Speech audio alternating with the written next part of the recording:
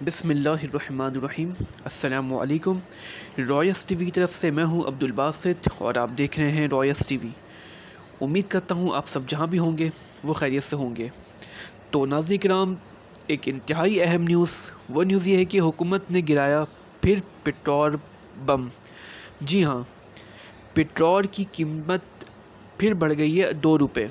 नाज़रीन किराम, एक बात मैं और इसमें ऐड करता चलूँ कि तकरीबन पूरी दुनिया में जो ख़ाम तेल की कीमतें हैं वो कम हुई हैं, बट पाकिस्तान में तेल की कीमत बढ़ी है, ऑयल की कीमत बढ़ी है।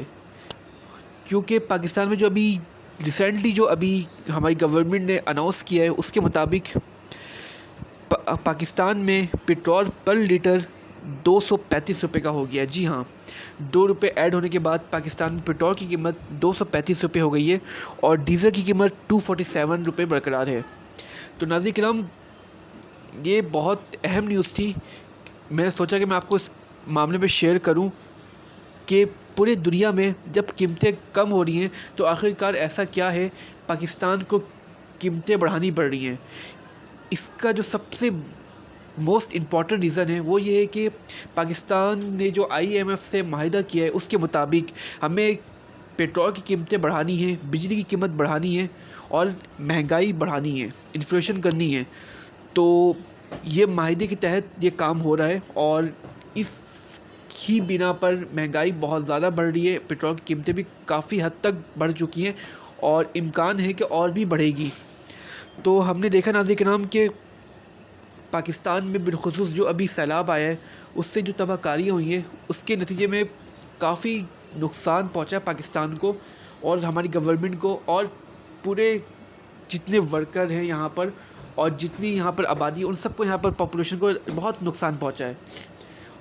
क्योंकि नाज़रीन किराम, हमारी फसलें तबाह हो गई और कई घर यहाँ तबाह हो चुके हैं और इसकी बिना पर इन्फ्लेशन जो है वो और ज़्यादा बढ़ रही है। और अगर हम पेट्रोल की प्राइस अगर बढ़ेगी तो महंगाई और ज़्यादा बढ़ेगी। आप सोच सकते हैं कि इसके बाद क्या पोजीशन रहेगी। क्योंकि अभी हमने देखा कि जितनी भी चीज़ें हैं, या हम प्याज की कीमत ले रहे हैं, टमाटर की कीमत ले रहे हैं, आलू की कीमत ले रहे हैं, और भी जितनी भी चीज़ें, उन सब की कीमतें बहुत ज़्यादा बढ़ी हैं। तकरीबन 200% चीज़ें बढ़ी हैं उनकी कीमत। तो अब हम अल्लाह से दुआ यही कर सकते हैं कि अल्लाह ताला सब्र अता करे सबको और अल्लाह ताला महफूज रखे हमारे मुल्क को। जो आफतें आ रही हैं, जो सैलाब आ रहा है, उससे हमारा मुल्क महफूज रहे, आमीन।